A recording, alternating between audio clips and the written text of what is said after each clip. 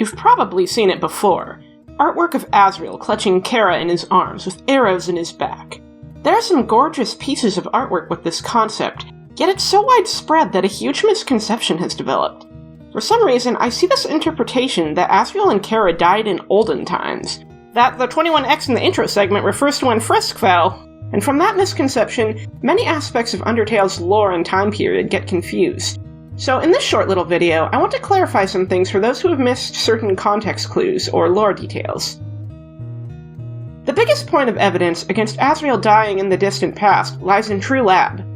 Alphys had found and collected VHS tapes from the Dreamer House. One of those tapes occurs before Asriel's birth, as Toriel makes many mom-themed jokes in anticipation for her child. It's a sweet, tender moment, but we already have proof that this is relatively recent times by our historical standpoint. But wait, you might say, couldn't monsters have simply advanced technology at a different rate from humanity? To that I say, look to the phone calls and the visual storytelling in Waterfall. There are discarded televisions and other piles of familiar junk. Undyne states here that monsters owe all of their technology to human garbage. Thus, it stands to reason that the technological innovations like VHS and video cameras came from the aforementioned trash. It's possible that it was replicated and mass-produced later, and it's just as possible that Gaster and Alphys are simply so good at their craft that they were able to invent amazing creations like the core in Gaster's case, and the dimensional boxes, Metaton, and the phone jetpack for Alphys. Lest we forget that Bratty, Catty, and Alphys would dig through the dump to find useful tech and human media too. That Metaton is the only monster celebrity outside of small comedic gigs also suggests that monsters didn't have a thriving entertainment industry beforehand. In New Home, there's a calendar with a specific date circled in the year 21X. In the Genocide run, you learn that that's the date that Kara fell. The intro segment shows 21X before a human falls underground, and you learn in the Pacifist run that this human was Kara. Note the single stripe on their shirt, and the fact that the ending slide from the intro is reused in the Asriel flashback. You're simply misled into thinking that human in the intro was Frisk as a plot twist. So the question is, why do so many people get this wrong? I think the answer is fairly simple. The monsters mention a village, and to a lot of people, village evokes the feeling of olden times. Rural living, pitchforks and haystacks. A village, however, is really just a small community or town, though the definition may vary from region to region. And keep in mind, monsters have been banished underground for a long time. It's possible that it was a literal village, a small agricultural community near the mountain, perhaps, but given that Kara fell in 21X, it was decidedly modern times regardless of the village itself. Not only that, but there's the intro sequence in the war, which probably adds to the confusion. The humans there were depicted with medieval weaponry, and so some may believe that because Kara was the first human to fall, this must have happened relatively soon after the war. But considering the lore dumps we have, monsters remained in Home for quite some time until they stopped fearing human attacks. And Gerson confirms that boss monsters only age if they are a child with living parents or an adult with living children. Toriel and Asgore having a child so soon after the war would age them, whereas waiting a significantly longer time would keep them unaging and able to provide for their people in cruel and uncertain times, even if it took hundreds of years to happen. But that begs the question, when does Undertale take place? We know that Asgore and Toriel were the Nose Nuzzle champions in 98. We can deduce this was 1998 and not 2098 because Kara fell in 21X and died as a kid, and after that Toriel left. Dogami and Doggeressa were number 2 in the 98 championship, but that begs the question, how long has it been since Kara died? Well, Toriel says it's been a long time since a human fell down, and by her standards, that would definitely have to be significant given her immortality. QC, an adult monster, cannot recognize Frisk as a human, as when you tell her in the Pacifist ending, she's genuinely surprised.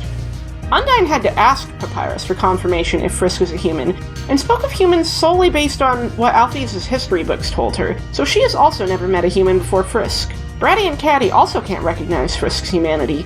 Most monsters can't.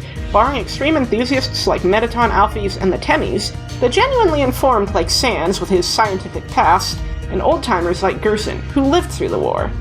Dogami and Doggeressa could be old, and that's why they have poor eyesight.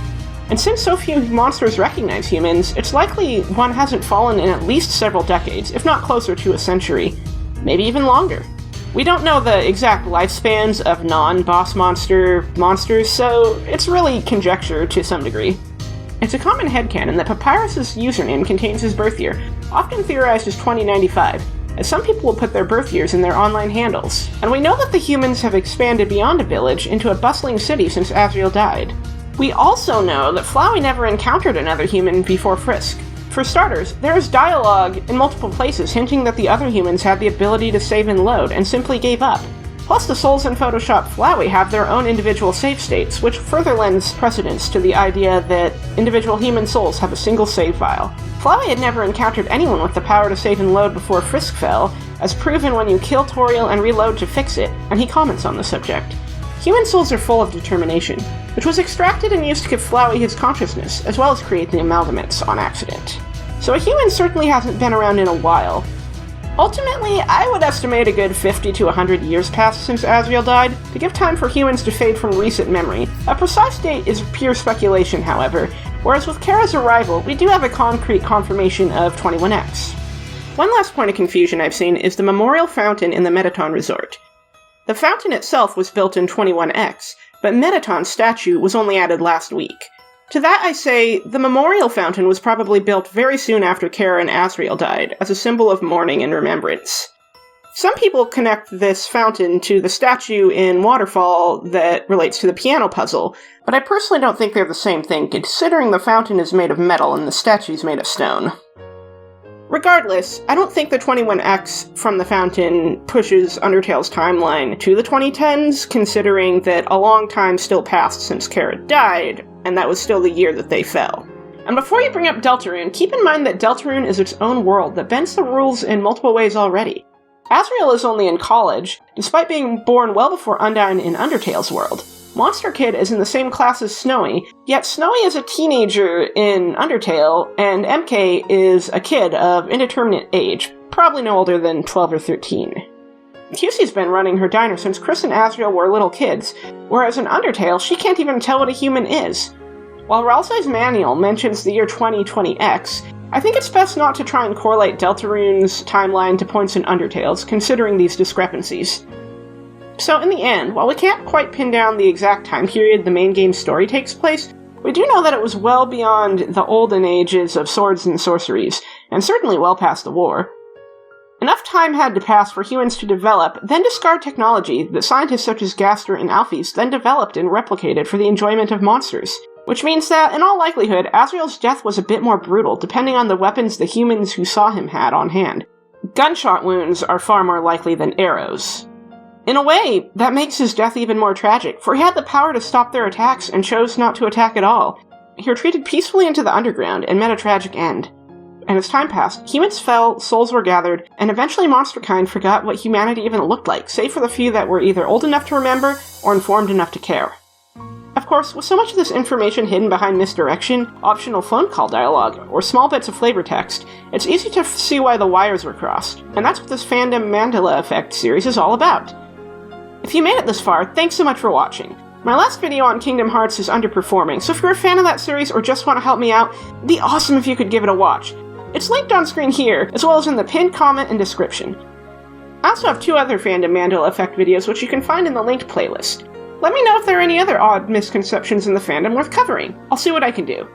If you've missed my music uploads, good news! I just uploaded a visualized version of Checkmate from the Inverted Fate soundtrack, with visuals by Aiden Lucante.